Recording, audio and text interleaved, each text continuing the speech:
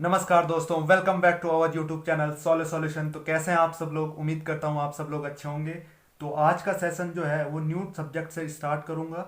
और LT exam का जो कॉमन सब्जेक्ट है आपका टीचिंग एप्टीट्यूड, शिक्षण अभिरुचि, तो इस सब्जेक्ट के ऊपर आपके लिए हमारी पहली वीडियो रहेगी, जिसे हम आज से स्टार्ट करने वाले हैं। तो बिना टाइम वेस्ट किए इस सेशन को स्टार्ट करते हैं। तो इसमें हम देखने वाले हैं प्रमुख सिद्धांत, जिसे कहते हैं इंग्लिश में इम्पोर्टेंट थ्योरी। तो इम्पोर्टेंट थ्योरी जो आपकी टीचिंग एप्टीट्यूड में है, जैसे आपका थॉर्नडाइक का सिद्धांत हुआ। तो सबसे पहले देख लेते हैं थॉर्नडाइक का सिद्धांत।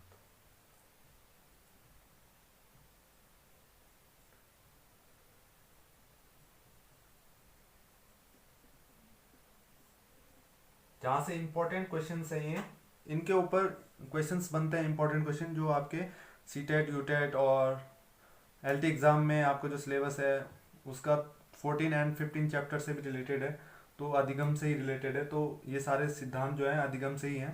तो इन सिद्धांतों को मैं आपको आज बताने वाला हूँ, ठीक है। तो देख लेते हैं थॉर्नडाइक का सिद्धांत। तो थॉर्नडाइक का सिद्धांत जो है, इसका अगर हम बात करें प्रतिपादन की, स्टैब्लिश जो हुआ ये प्रतिपादन जो है इसका, तो वो हुआ है इसमें 1913 ईस्वी में, ठीक है, 1913 में। तो प्रतिपादन इसका 1913 में हुआ। और जो इसके वैज्ञानिक रहे हैं, वो जो वैज्ञानिक हैं थॉर्नडाइक, वो हैं अमेरिका से रहने वाले, ठीक है। वैज्ञानिक जो हैं वो कहाँ के हैं? अमेरिकी, अमेरिकी साइंटिस्ट हैं। तो थॉर्नडाइक का जो सिद्धांत है, तो इनके जो उपनाम है, इस सिद्धांत के जो उपनाम दिए गए हैं, इस सिद्धांत के जो उपनाम दिए गए हैं, जो चीज़ें इंपॉर्टेंट है, इसमें डीप नहीं जाएंगे। थॉर्नडाइक का सिद्धांत मैं आपको समझाने नहीं लग जाऊंगा। सिर्फ जो इसमें इंपॉर्टेंट चीज़ें जो इसके ऊपर क्वेश्चंस बनते हैं, उन्हीं चीज़ों को मैं आपको यहाँ पे एक्सप्लेन करूंगा। तो आपका जैसे उपनाम इसके हो सकते हैं एसआर, हो सकते नहीं है जो इसके उपनाम है एसआर है। संबंधवाद बोल सकते हैं इसे, संबंधवाद। और प्रयत्न एवं भूल का सिद्धांत भी बोलते हैं इसे, प्रयत्न एवं भूल का सिद्धांत। और आपका हो सकता है संयोजनवाद हुआ,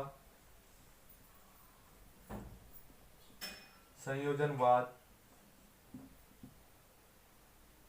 सीखने का सिद्धांत हुआ, सीखने का सिद्धांत या सीखने का संबंध कह सकते हैं। ये इसके सारे उपनाम है, ठीक है। उद्दीपन, अनुक्रिया,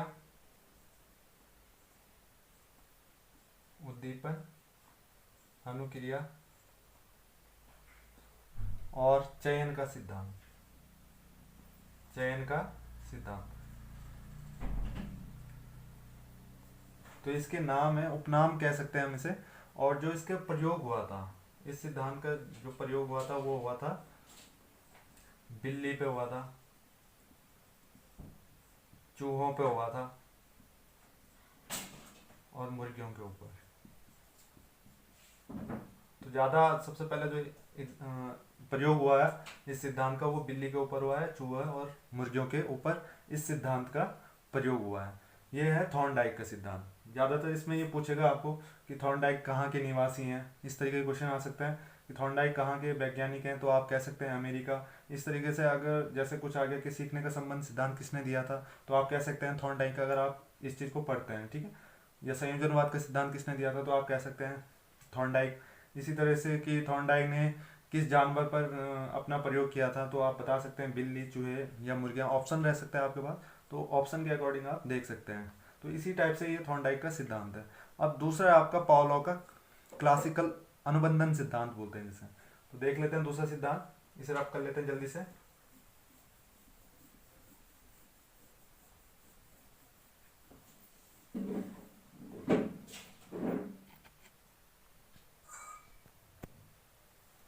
तो दूसरा है आपका पावलोव का सिद्धांत, पावलोव का सिद्धांत। पावलोव का सिद्धांत जो है वो अनुबंधन का सिद्धांत भी है। तो सबसे पहले बात करेंगे कि इसका प्रतिपादन कब हुआ था। प्रतिपादन, तो इसका प्रतिपादन जो हुआ था वो 1904 ईस्वी में हुआ था, पावलोव का सिद्धांत का प्रतिपादन। इसके जो वैज्ञानिक है पॉलोव, वो आपके रूसी वैज्ञानिक है। दूसरी बात, तीसरी चीज इसमें है कि उपनाम, इस सिद्धांत के क्या क्या उपनाम है वो भी लिख लेते हैं हम लोग। उपनाम जो है इस सिद्धांत के वो है, सीआर हुआ, संबंध प्रतिक्रिया हुआ, सीआर सिद्धांत बोल सकते हैं, संबंध प्रतिक्रिया,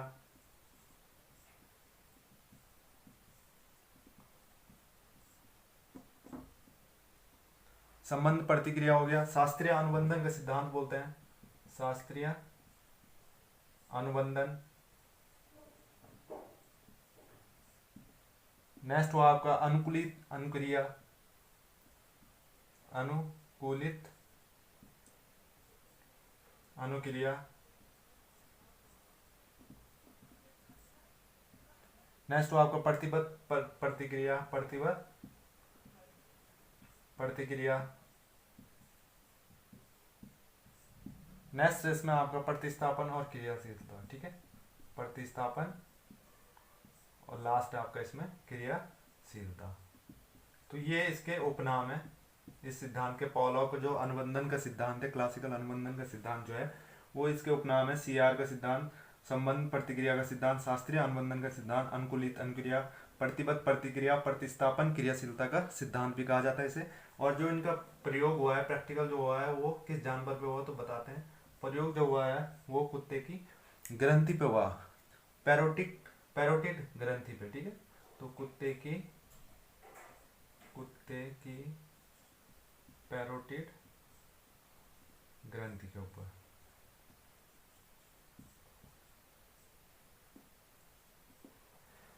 तो इसका प्रयोग कुत्ते की पैरोटिड ग्रंथि के ऊपर हुआ है, ठीक है। तो पावलोव का सिद्धांत है कि प्रतिपादन 1904 में, वैज्ञानिक इसके रूसी हैं और ये इसके उपनाम है, और प्रयोग कुत्ते की पैरोटिड ग्रंथि पे हुआ है। इसके बाद आपका थर्ड जो सिद्धांत है वो है स्किनर का क्रिया प्रसूत अनुबंधन सिद्धांत बोलते हैं जिसे, ठीक है। तो इसे रफ कर लेते हैं।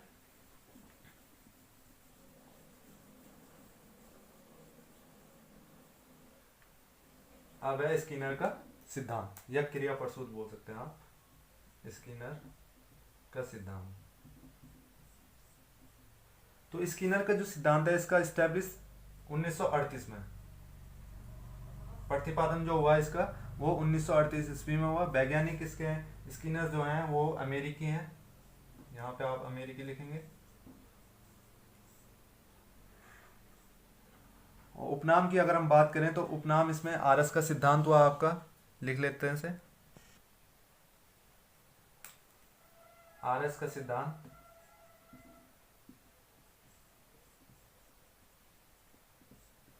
आरएस का सिद्धांत हुआ क्रिया प्रसूत का, बता दिया मैंने, क्रिया प्रसूत का सिद्धांत भी कहते हैं इसे, क्रिया प्रसूत का सिद्धांत। नेक्स्ट हुआ आपका सक्रिय अनुबंधन, सक्रिय अनुबंधन। नेक्स्ट है आपका कार्यात्मक अनुबंधन, कार्यात्मक अनुबंधन।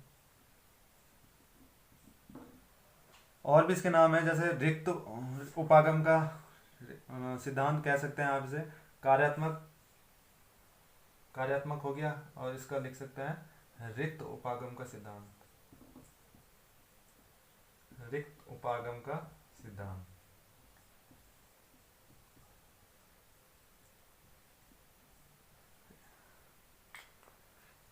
तो स्किनर का सिद्धांत जो है प्रतिपादन 1938 में, वैज्ञानिक अमेरिकी हैं, और उपनाम जो है आरएस का सिद्धांत क्रिया प्रसूत का अनुबंधन सिद्धांत कहते हैं, सक्रिय अनुबंधन कहते हैं, कार्यात्मक अनुबंधन रिक्त उपागम का सिद्धांत भी कहते हैं। और भी हैं प्रतिबद्धता, जैसे कार्यात्मकता, एक कार्यात्मक है और एक कार्यात्मकता अनुबंधन का सिद्धांत भी कहते हैं। प्रयोग जो हुआ है वो चूहे के ऊपर हुआ है और कबूतर के ऊपर हुआ है, इस जानवर के ऊपर हुआ है, चूहे के ऊपर और कबूतर के ऊपर। तो होपफुली ये चीजें समझ आ रही होगी। नेक्स्ट देखते हैं आपका लास्ट जो सिद्धांत है इंपॉर्टेंट, कोहलर का अधिगम सिद्धांत, कोहलर का अधिगम सिद्धांत। तो इसे रब कर लेते हैं।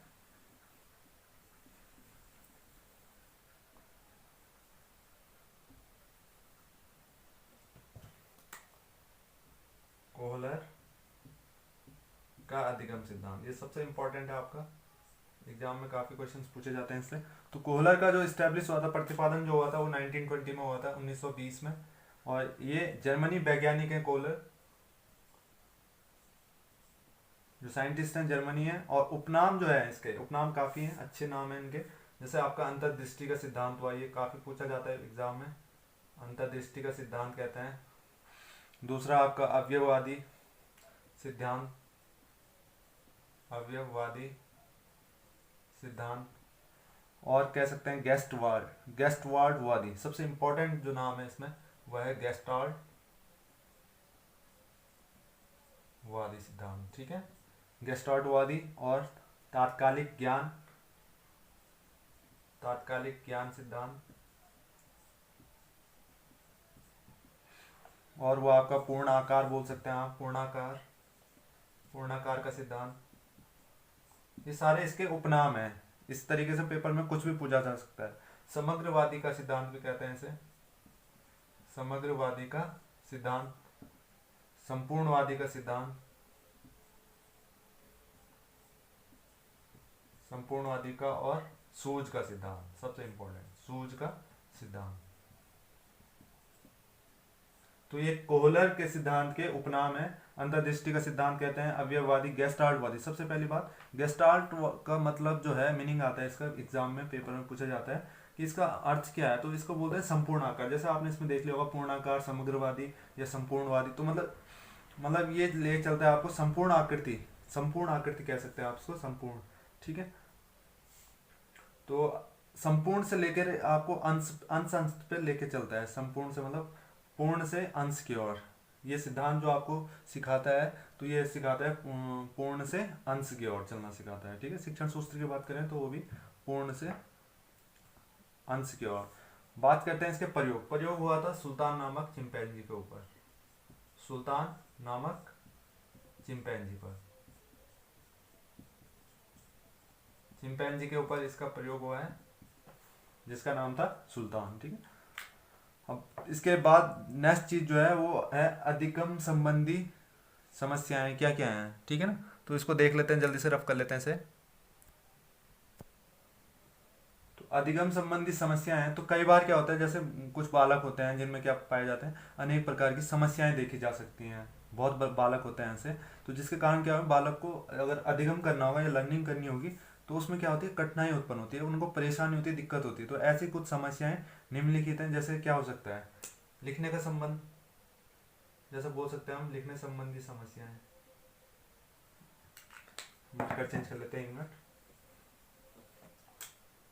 पहला हो सकता है आपका लिखने संबंधी समस्याएं।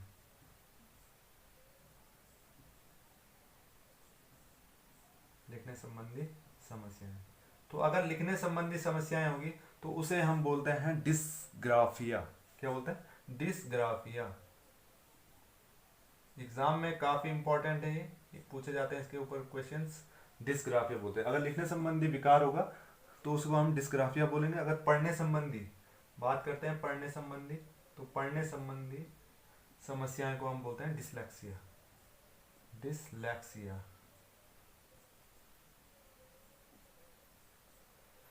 पढ़ने संबंधी अगर विकार होगा तो उसे डिसलेक्सिया कहते हैं। अगर बोलने संबंधी विकार होगा, बोलने संबंधी समस्या होगी तो उसको बोलते हैं डिस्प्रैक्सिया। नाम एक ही जैसा लग रहा है पर कंफ्यूज नहीं होना है इस चीज को आपने समझना है और याद करना है, ठीक है। अब नेक्स्ट है आपका गणितीय संबंधी। अगर गणितीय संबंधी समस्या है, गणना करने में दिक्कत हो जाए, जैसे आपने तारे जमीन पे देखी होगी, तारे जमीन पे थी ना वो मूवी, हाँ, जिसमें उसको अक्षर उल्टे सीधे टेढ़े मेढ़े दिखाई देते थे, है ना। तो वो भी चीजें हैं, पढ़ने संबंधी होती थी, तो उसे डिसलेक्सिया बोलते हैं, हम ये बताया अभी आपको। अब है आपका गणितीय संबंधी। अगर जैसे गणित से रिलेटेड कोई समस्या हो रही है, गणितीय संबंधी या गणना करने में संबंधी में समस्या उत्पन्न हो रही है, विकार उत्पन्न हो रहे हैं, तो उसे बोलते हैं डिसकैलकुलिया, डिसकैलकुलिया, डिसकैलकुलिया, ठीक है। तो ये आपको याद रखना है। अब नेक्स्ट है आपका भोजन ग्रहण प्रवृत्ति संबंधी समस्या। भोजन ग्रहण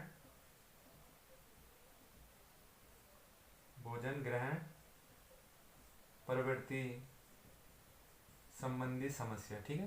तो उसको हम बोलते हैं बुलिमिया, क्या बोलते हैं, बुलिमिया। ये याद करना है आपको अच्छे से। और लास्ट जो आपका है 6, वह है आपका अवदान संबंधी समस्या। अवदान, अब बताते हैं क्या होता है इसका मतलब। अवदान, अवदान संबंधी समस्या। अब अवदान संबंधी समस्या होगी तो उसको हम बोलते हैं ADHD। क्या बोलते हैं, ADHD। तो ADHD का मतलब होता है attention deficit hyper activity disorder. इसकी फॉर्म लिख लेते हैं, अटेंशन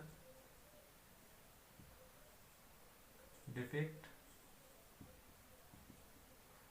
हाइपर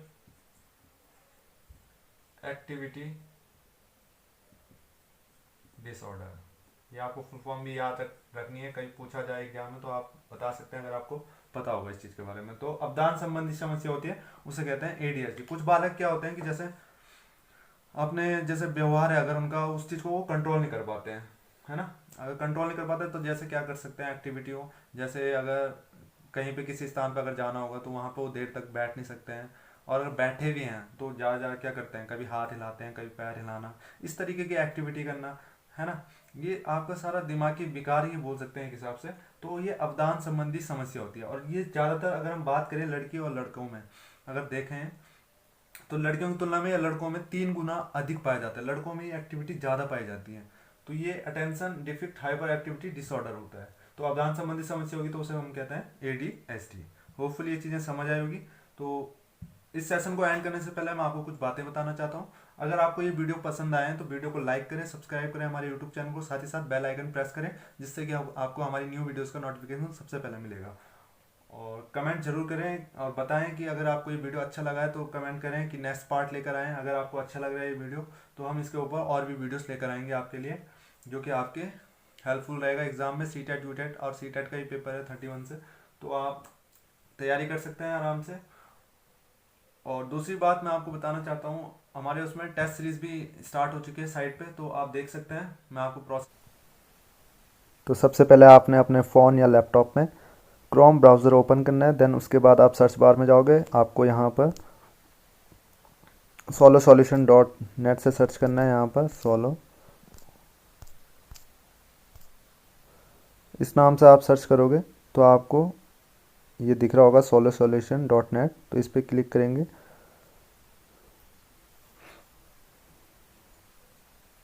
तो इस तरीके का कुछ इंटरफेस देखने को आपको मिलेगा। तो आपने इसे पहले सबसे पहले डेस्कटॉप साइट कर लेना है। आपको यहाँ पे 3 डॉट राइट में दिख रहे होंगे ऊपर कॉर्नर में, उस पर क्लिक करने के बाद आप डेस्कटॉप साइट पे क्लिक करोगे तो इस तरीके से आपको इंटरफेस देखने को मिलेगा। डेस्कटॉप लैपटॉप की तरह जो या कंप्यूटर में जैसे स्क्रीन दिखती है फुल साइज़, तो वैसे दिखेगा। यहाँ पर आपको राइट साइड में दिख रहा होगा 3 लाइन्स हैं, तो 3 लाइन पर आपने क्लिक करना है। मेनू जो है, मेनू बार, उस पर आप क्लिक करोगे तो आपको इस तरीके से दिखेगा, home, Uttarakhand, general science, maths और LT प्रिपरेशन, क्विज़। तो आपने यहाँ पे क्या करना है कि क्विज के ऑप्शन पे आपने क्लिक कर देना है। क्विज के ऑप्शन पे आप जैसे ही क्लिक करोगे तो आपको कुछ इस तरीके का इंटरफेस देखने को मिलेगा। तो इस तरीके का इंटरफेस आपको देखने को मिला। तो आपने क्या करना है, इसमें ये देख लीजिए, इसमें आपका LT मैथ्स पार्ट 1 ये पहले हो चुका है एग्ज़ाम सीरीज़ जो आ चुकी है, पहले आ चुकी है। LT केमिस्ट्री की भी पहले आ चुकी है, दोनों साथ में आई थी। और जो आपका नीचे है LT जूलॉजी बॉटनी पार्ट 1 और ये LT फिजिक्स पार्ट 1, तो ये दोनों क्विज आप ज्वाइन कर सकते हैं, इसमें आप पार्टिसिपेट कर सकते हैं। तो कैसे पार्टिसिपेट करना है, आपने सपोज़ LT फिजिक्स पार्ट 1 पे हम क्लिक करते हैं तो आपको यहाँ पे स्टार्ट पे क्लिक करना है। स्टार्ट पे जैसे ही आप क्लिक करोगे तो आप इसे थोड़ा जूम कर लीजिए। यहाँ पे आपको अपना नेम फिल करना है, नेम फिल करेंगे। यहाँ पर नेम फिल करने के बाद आपको यहाँ पर अपना ईमेल डालना है, ईमेल डाल लेते हैं।